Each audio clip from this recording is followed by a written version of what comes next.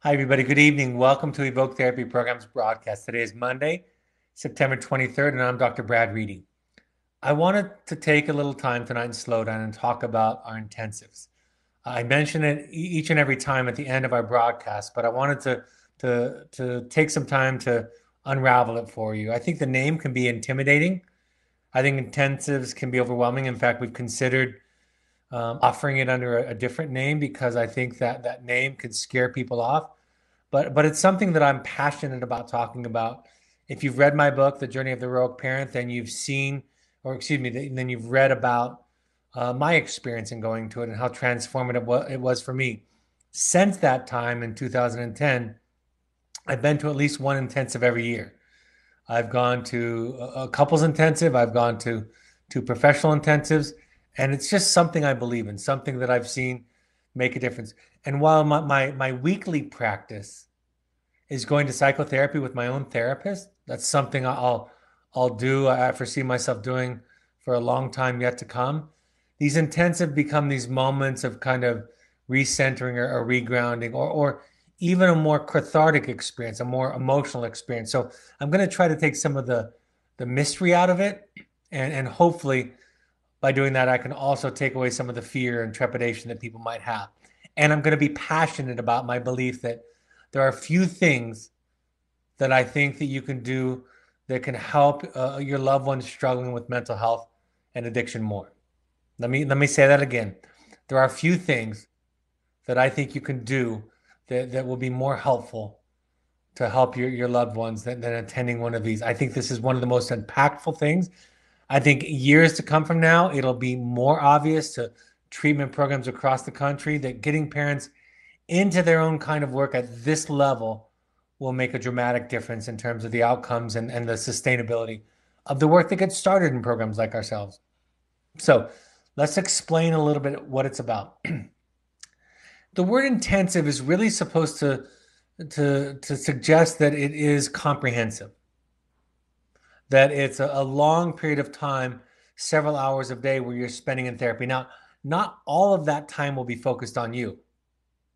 I think some of the relief of the intensive are when the focus is on one of your other group members. But let me be clear, and I've seen it over and over and over again. As a facilitator, I feel the same way. You get as much out of other people's work as you do out of your own work. Watching somebody else go through a process and being a witness to that not only is a generous thing to do, but also provides insight for you. So it's an extended period of time, several hours in a day. We go for about 8 hours with some breaks over several days, and it's comprehensive. You're not, you don't have the limitation of a 1 hour session. So if you come to a point where you feel stuck, or where you feel unclear, or where you feel unfinished, the intensive nature of it allows you to work through it over a period of several hours, over several days.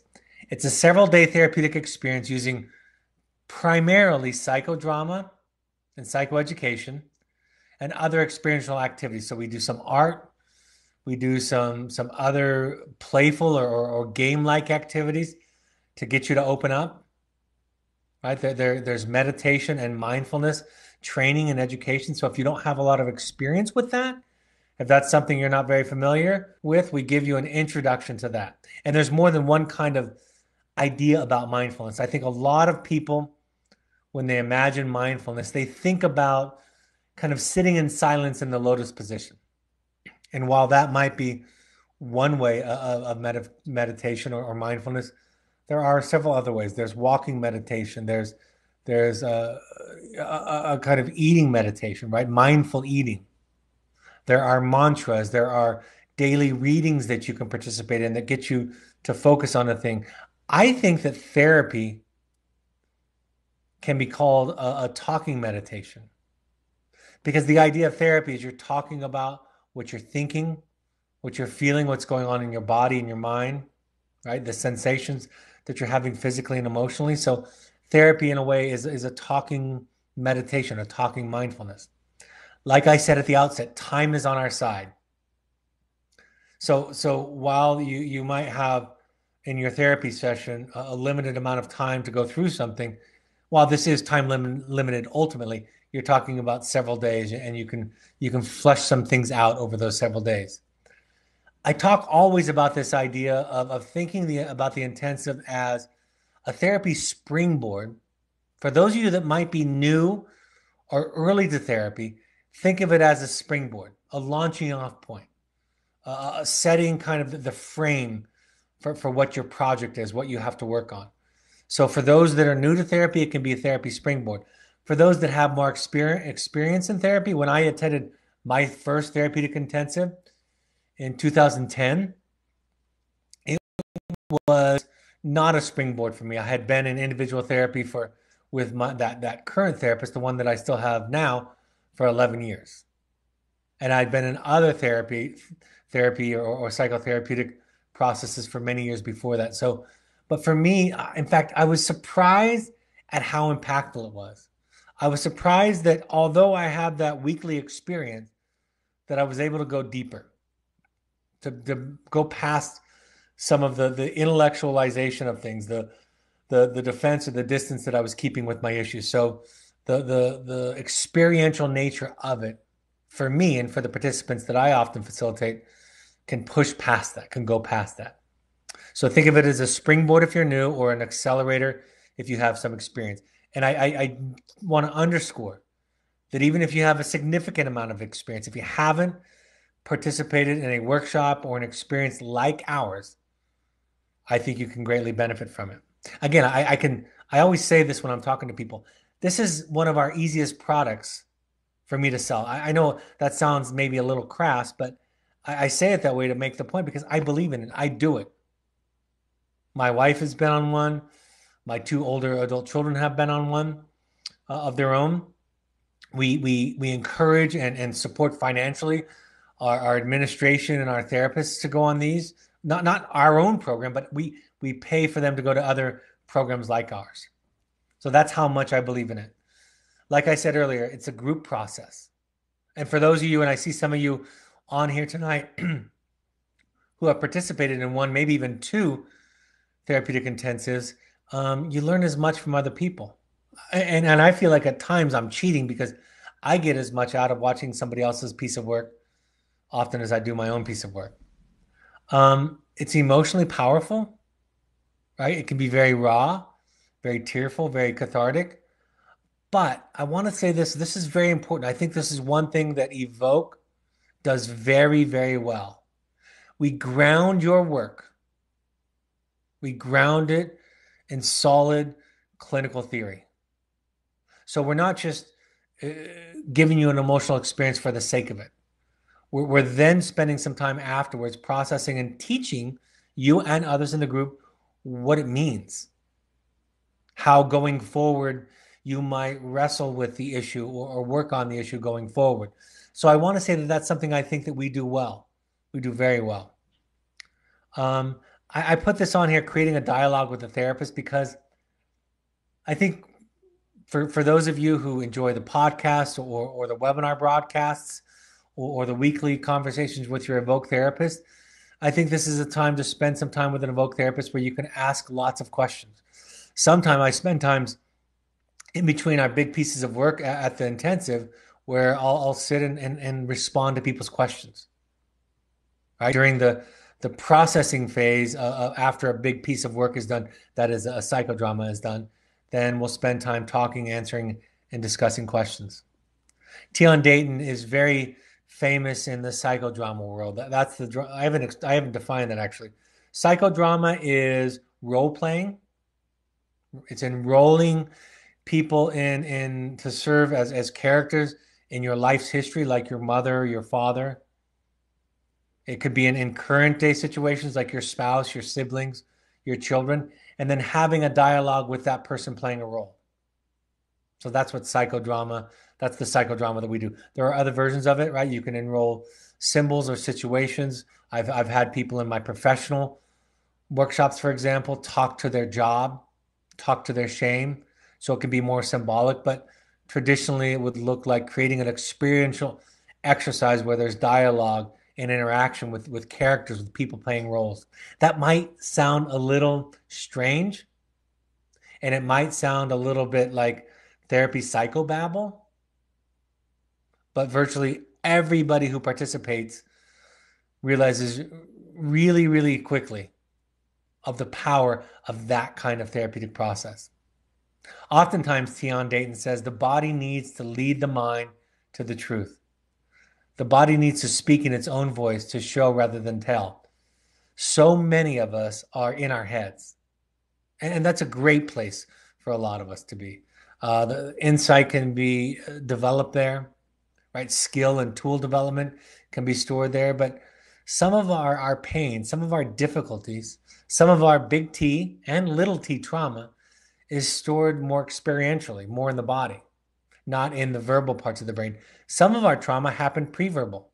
So it had to be stored in areas of the brain where we don't have access to verbally.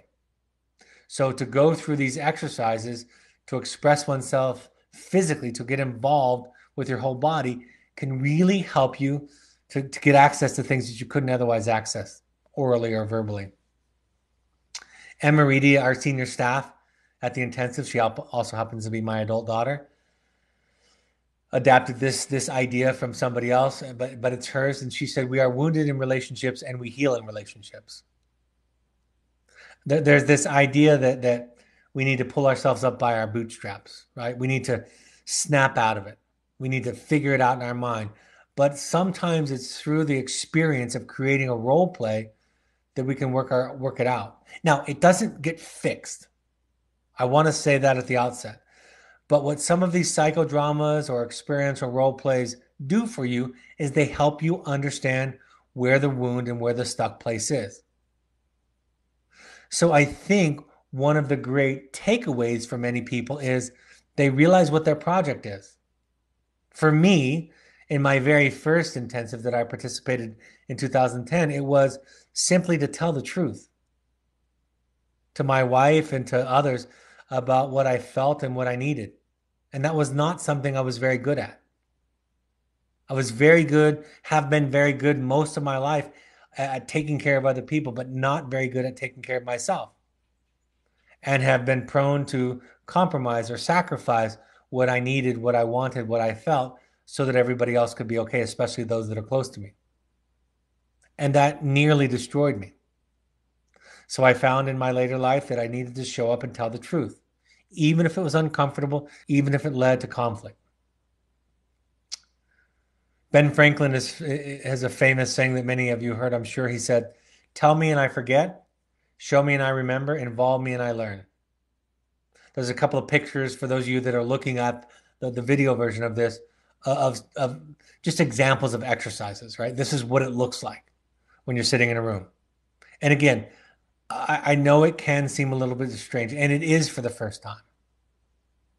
But you'll settle into it really quickly, and it'll become really real. And for most people, it becomes such a safe place that leaving and going back to, quote unquote, the real world becomes difficult and scary in some ways because of the safety of the place, because you were able to access some ideas, some parts of yourself, some feelings that you never have been able to at that level, at that depth. It can be intimidating to go back into the world where the world is very busy. There's a lot of noise, and it's not that safe.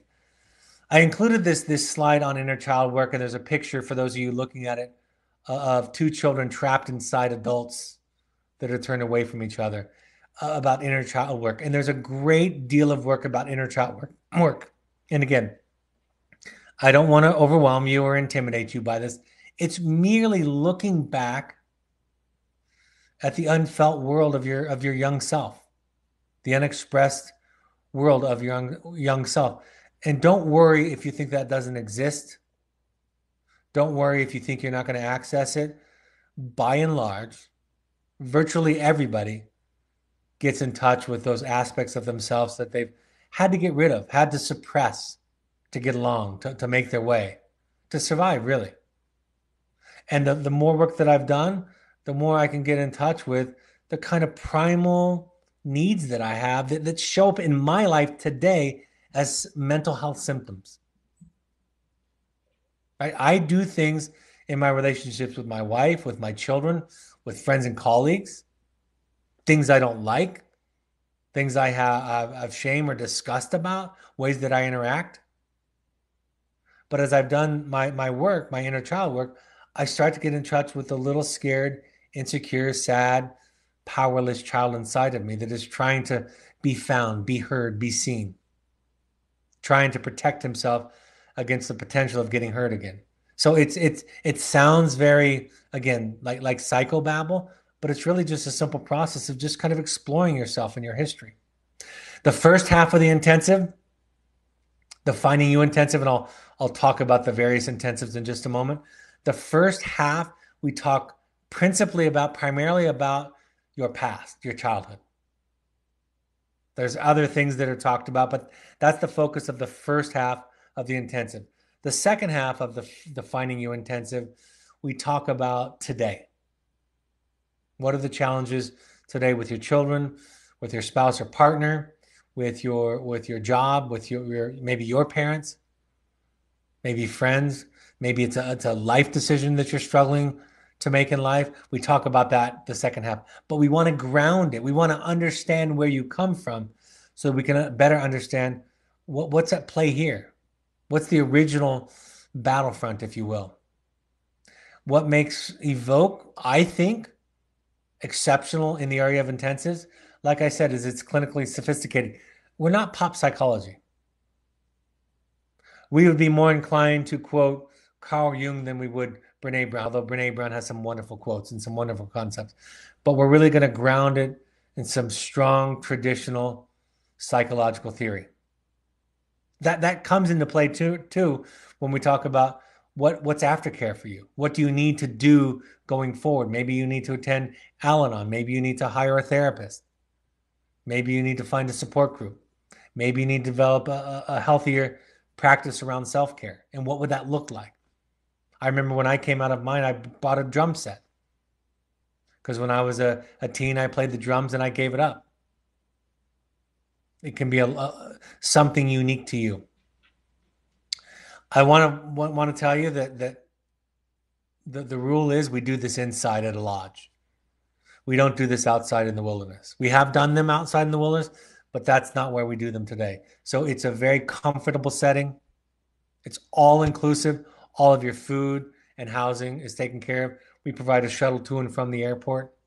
So all you have to do is land in Salt Lake City. It's somewhere between a 20 and a 40-minute ride to the lodge, and we take care of everything from there. I think we do a good job of meeting clients where they're at. Right? There's this idea that you need to just trust us, trust the process is the phrase. And while I understand the invitation, the nature of the invitation to trust the process, we also want to understand why you don't trust the process. And we want to meet you there. And for me, and for the clients that I've worked with in my career, meeting you where you're at, even in your resistance, and understanding why that resistance is there has been an important part of moving past it.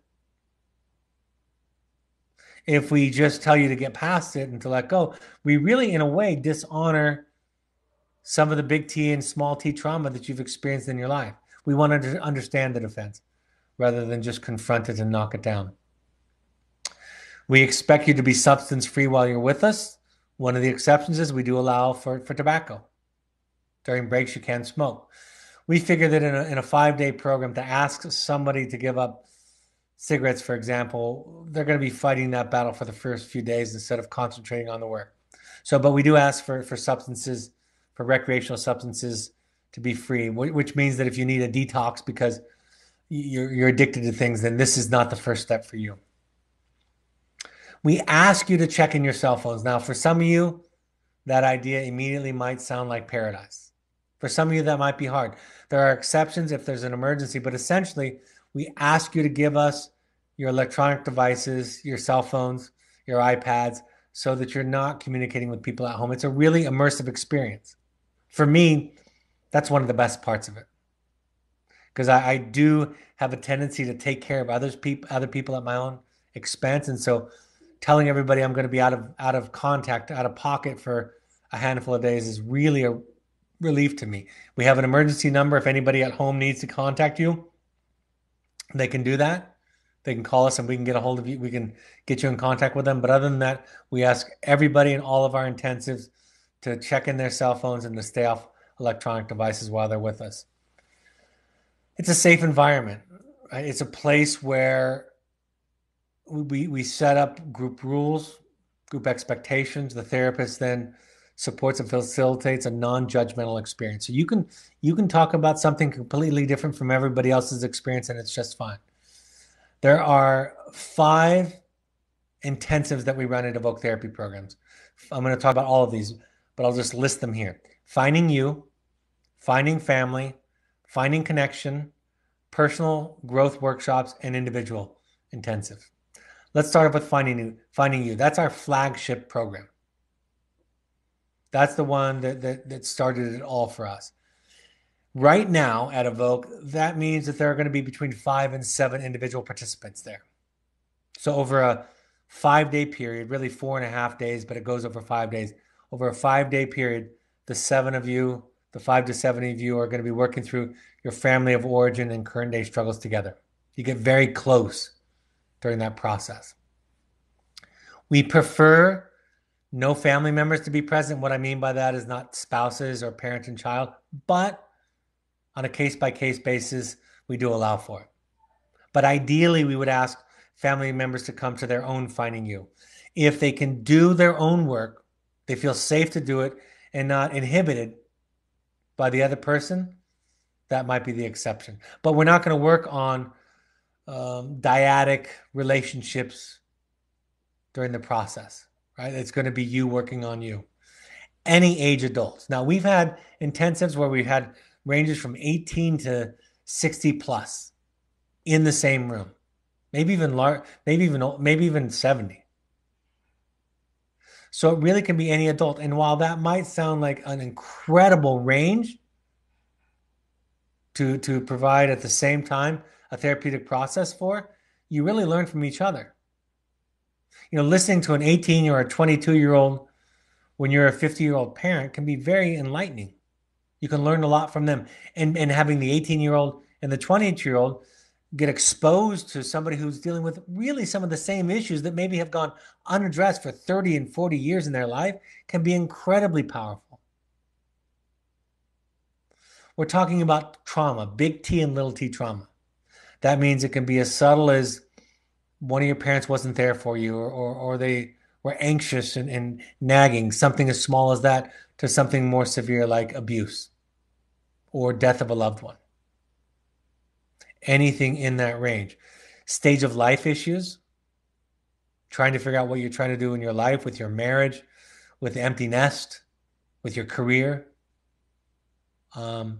Those kinds of things can be involved in it. Codependency. What does your relationship look like with other people, especially those that are dealing with mental health or addiction issues?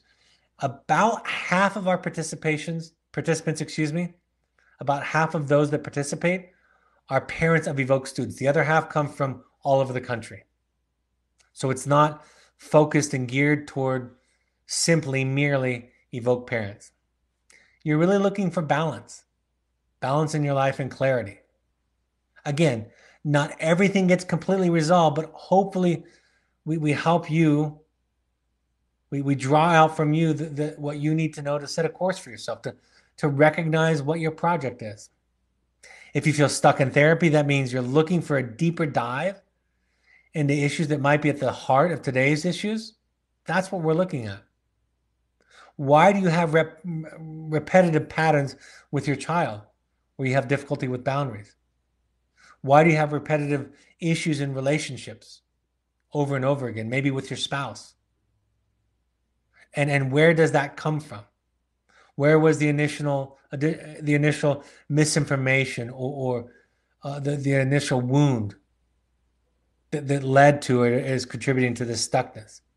For those of you that believe that going back is a waste of time and we should just start and go forward, this might not be for you. My experience is that it's really, really easy to draw a pretty clear line between one's childhood and the things that are vexing them today, that are getting in the way of their happiness and clarity and serenity today. Finding family. Now, this can be any combination of family members from 2 to 8. That's what we have space for right now. We've had parent and child. We've had siblings. We've had adult siblings just come together. We've had, of course, parent with several children, or parents with children, or parents with a child. So any combination of family members. The family program is less regimented than the Finding You. The Finding You kind of goes through a step-by-step process. We're flexible, of course, but there's a certain curriculum that we follow. Finding Family is more organic because every family is different, right? I think it was the start of Anna Karenina that says, by Leo Tolstoy, that says, every happy family is happy in the same way, and every unhappy family is unhappy in a different way, something like that. So when we try to write a family curriculum to guess at what's getting in the way or what's troubling families, it really doesn't work. So we co-create it from the beginning with all of you and create a treatment plan and then work it through. The time frame is customized. We suggest a minimum of 2.5 days. That's an arrival, an evening session, and then 2 full days. Anything younger than mid-teens we should consult with you about that. It's hard for 14 and younger. It's hard for them to sit, many of them, to sit for extended periods of time and go through the work. Younger than that might require more games, more downtime, more pursuits activities, things like fishing and hiking. So you're only going to get a few hours here and there during the day. It's fine, but the expectations have to change when the children get younger. As you move into later teens and young adulthood, most people can do this for 6-7 hours a day. It's not a good idea to use the family intensive for an intervention, although it does have that effect sometimes. We've had clients that have come, young adult and adolescent clients, who afterwards the parents and or the child has chosen to come to our therapeutic program later. That can happen, but we don't want to think about it as that. I want to say this as clear as I can for families. If you think about it, if you're thinking about it in terms of, if I bring my child to the program, the therapist can help me fix the child, you'll find that we do much, much more than that, right? We give your child a voice, and we help you understand your participation in the issues, in the dance that's going on with your child. We believe that everybody needs something in an intensive. You're not coming just to be a support, just to be the one with the complaint, so to speak, and that we're going to take that baton from you and then just focus on the identified patient. We think of, at our family intensives or our couple intensives, we think of the entire system as the identified patients. The 2 projects that most people, and this happens so often for families, when it's successful, and it often is, the children come out of it feeling like they were given a voice. Somebody advocated for them very powerfully for maybe the first time in their life, if not for years. And the parents get a new project, and hope comes out of that new project. Ultimately, everybody's walls are lowered a bit. Everybody's disarmed because everybody's given a voice. It's not a shaming or a judgmental or a hot seat kind of experience. Everybody gets seen. Everybody gets heard. Everybody gets understood. And everybody gets supported and empowered during the process.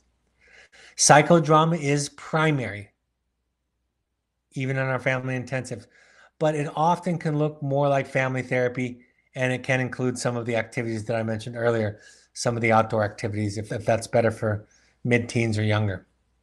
Finding connection is for couple. So far, we've only done 1 couple at a time, but we're absolutely open to doing multiple couples at the same time. We've opened that up before, but we can't get 2 couples to do it at the same time. So if you want to put together 2 or 3 couples to work on, we're happy to do that also. But the way we've traditionally run it, is 1 couple at a time.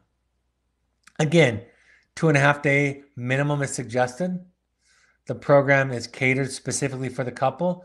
The treatment plan is co-created with the therapist.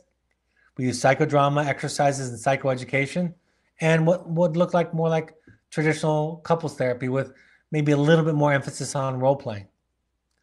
We are going to look at your family of origin the same way we would in a finding you and a finding family.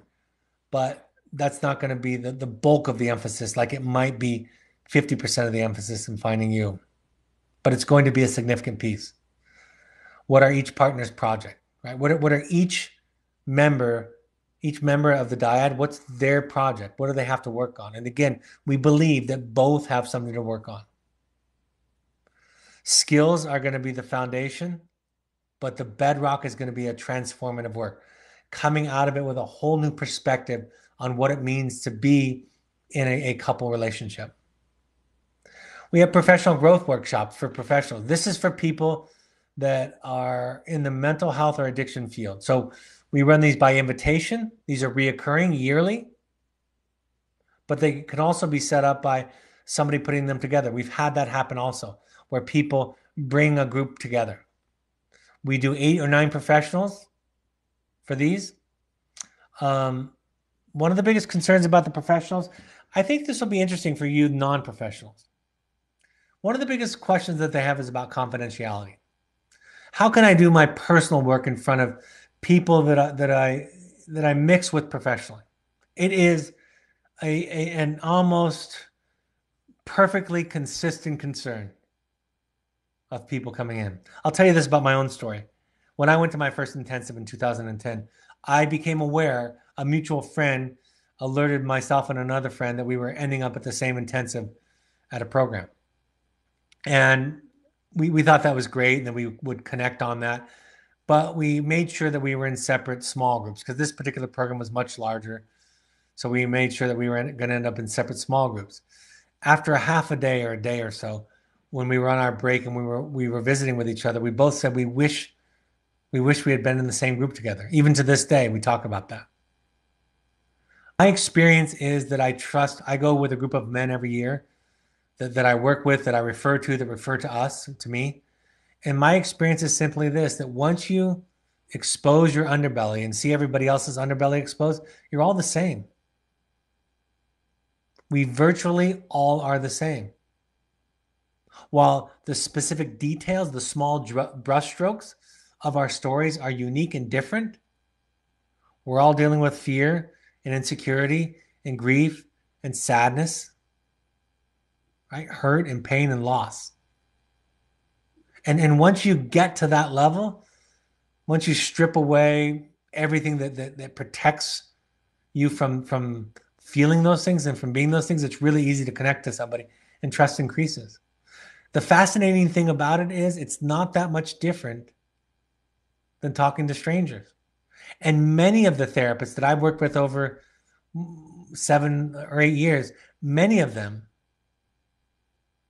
some of this was their first foray into therapy. That's fascinating to me. It's actually been one of the programs that I thought would take off quicker than it has at our program. But my experience has been that people, even in the treatment field, are very resistant to therapy. So if you find yourself being resistant to some of the invitations that we and others make about doing your own work, talk to the therapist who's making the invitation about their experience about getting into it. How easy or difficult what did they have to overcome? Have they done it? Because there are a lot of therapists in this field who have done little to none of their own personal work. Now, they justify it the same way that the layperson justifies it, which is, I don't need it. My life's going pretty well. I find that excuse doesn't really fly. We all can be more aware. We all can look at and explore our blind spots. We all can look at the things that get in our way in our relationships, no matter how well we're doing, even if we're fairly high functioning or even very high functioning. Why do we group professionals by themselves? The level of process is different, right? We also want to provide them with a support system going forward. So when they see each other at conferences and at meetings, that they have a bond, right? That they're not alone out there in the world. and that there's a shared challenge of being a mental health professional, right? The challenges that come to us for self-care and setting boundaries, for holding people's pain and trauma and grief day after day, to being able to balance the fact that we see ourselves as out there doing life-saving work, and at the same time we have children and spouses at home that need us also. We just started doing individual intensives. I was reluctant at first, thinking that there wouldn't be enough work for it, but we just take it slower. It's all that much more comprehensive. The program, again, is flexible. You might want to do it because of confidentiality. There are some people that have a high profile who have requested this of us, so we've done that for them. Maybe you're beginning your own work and it feels safer for you to start alone. Maybe you feel like your trauma is particularly raw, and so you need that container, that safe container of just the staff. We would ask you, just like with families, this is important. I didn't say this when I was talking about families, but I want to say this. Please consider finding you. Please consider that. You don't have to do it first, but consider it, especially for the families. In a generic sense, I would encourage everybody who wants to do a finding family every parent to do a finding you first. We'll offer discounts to those who will do a finding you for a later finding family if they're willing to do those in that order. Again, we expect substance-free, no use during the program. And again, the communication electronics during the individual intensive is also limited, only for emergencies. What are the take-homes? We meet you where you're at. Carl Rogers, the famous master therapist, talked about this idea that watch what happens when you understand where somebody's at. Watch what happens when you see them, exactly where they're at, and how often that's the starting point or the impetus of their healing. Not coming at them trying to fix that or with solutions, but just understanding and seeing them. And we believe that fundamentally at Evoke. I believe that the intensives are the best thing that you can do for your struggling loved one. Your loved one struggling with mental health or addiction. I believe that in my heart. I don't go to couples therapy. I haven't been to couples therapy in a long time. I've done a couples intensive years ago, but I haven't done couples therapy in many years. I haven't done family therapy very often. I've done a few sessions here or there. I go to individual therapy every week, and I go to a men's intensive every year. And I will tell you, that's where I do my family work. That's where I focus on what I need to do in my marriage, as a father, as a boss, as a colleague, as a friend. Find the roots. Chopping it off at the surface, cutting the weed off at the surface. The analogy, of course, is self-evident. It doesn't work. Finding yourself is the key. What I realized in mine was, what became so clear is all the fear and trepidation I had about my life decisions were just that I couldn't control anything. And that the only thing that I could control was going back again and again and again to myself. And showing up in my relationships and telling the truth about what I felt and thought and needed and wanted. And I'm not talking about this unempathic, unconnected, disconnected way of not considering somebody else, but just showing up vulnerably and honestly. It is catharsis, but it's also education and hopefully making a plan for you going forward so you can maintain the gains, the experiences, the aha moments that you experience at the intensive. It's a safe place to explore yourself away from distractions. And it changes the question from what do I do? This is what I talk about in chapter 1 of my book. It changes the question from what do I do to who am I? Like I talked about before, when somebody asked me how I would coach a codependent person who's dealing with a young adult addict, my response is I wouldn't tell them what to do. I would help them heal and look at and make sense out of their own codependency, and then they would decide what to do out of that place, right? You find yourself, you find who you are, which is not an easy project. You find out who you are, and then you make decisions. I was just sharing with a client just today about an experience I had last week where I was self-deluded to some extent. And I had to talk to my wife and say, here's what I was really feeling. I wasn't being totally honest with myself or with you. And this is what I was really feeling, and this is what I really needed. And of course, my wife, who's wonderful, was grateful. She suspected that I was not totally forthcoming with what was going on with me. And after I shared it with her, specifically, it brought intimacy. So it changes the question altogether.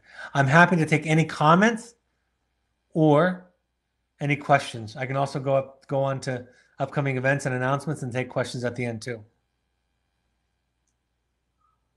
I'll go do that. Let's do that. I will be in London October 6th from 4 to 6 p.m. at the Gilgard Theatre. You must RSVP for this. If you know somebody in London, please share this with them. RSVP to Melanie at evoketherapy.com. I'll be in Chicago on October 27th, 4:30 to 6:30 p.m. Haven't been there in a while and look forward to that. Our next intensive, our next Finding You is October 23rd to 27th. So it's filling up. So register soon. The last one filled up several weeks ago, just concluded yesterday. Email intensives at evoketherapy.com for more information or for dates or to RSV or to fill out the application. Pursuits trips are for families and young adults. Adventure activities all over the world. Think therapy, light, or sober fun. We ask every parent to attend 6 12-step support groups before their child has completed Evoke. If you haven't started now, even if your child has completed Evoke, please do it. Any combination of Al-Anon, CODA, or Families Anonymous. You can also go to adultchildren.org to look for a support group which helps people that grew up in the families of really toxic or alcoholic or addicted families. Alateen is for teens. Recovery.org is a Buddhist-inspired recovery program, not focused on a higher power as much, more of a Buddhist-inspired approach. NAMI.org, the National Alliance on Mental Illness. They have local chapters in areas throughout the country. Go there to NAMI.org to find resources and classes in your area that are free of charge. On social media, you can find these broadcasts on your iPhone, iOS device using the podcast app, on an Android device using the SoundCloud app, or on your computer, go to soundcloud.com. On Twitter and Instagram, you can find Evoke Therapy programs using the handle @EvokeTherapy, or you can find the Summit Lodge using @Evoke Summit Lodge on Instagram. On Facebook, find Evoke by searching Evoke Therapy programs, or the Alumni Foundation on Facebook by searching Evoke Family Foundation. That's an organization of former parents who have banded together to help people that can't afford therapy. Our blog is available. Weekly content is available there. My first book, The Journey of the Heroic Parent, is available on Amazon. We're really close to the launch of the second book. I'm getting excited. That'll be coming soon. So go to Amazon there for that first book. Are there any live questions or comments that anybody would like to share tonight?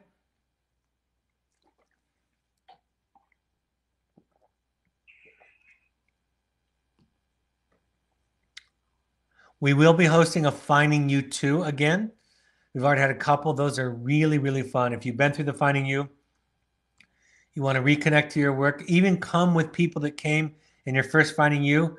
We're starting to have more and more alumni, so we can schedule more and more Finding You 2. So we're going to be scheduling a couple here coming up soon. Looks like there are no questions. All right, I'm going to do live question and answers next Monday, September 30th at 7 p.m. Mountain Time. You can invite family and friends. You can submit questions in advance to a webinar at evoketherapy.com. I'll be happy to address them there. Anything you want to address regarding to therapy, aftercare, Evoke programming, anything that's related to a client or a participant's therapy here. Of course, I can't address specifics, but happy to take any questions that you might be stuck with and might not be able to get to with your Evoke therapist on the phone call. Or if you have extended family members that are not understanding the program or concerned or interested in what you and your family are going through, please give them the link, and we're happy to host them there. So that'll be next Monday evening, 7 p.m. Mountain Time, live questions and answers for family and friends of Evoke participants. All right, folks, I hope this is a helpful point of contact. And for those of you that are new, I hope it's a helpful introduction. Like I said, I love it. I believe in it. Somebody just submitted a comment, and it's a great one to close on. A participant says, I highly recommend the intensives, life-changing, exclamation point. I've attended 2. Absolutely. All right, folks. Thank you for joining us. Have a great week. Take care, and I'll talk to you next week. Bye bye.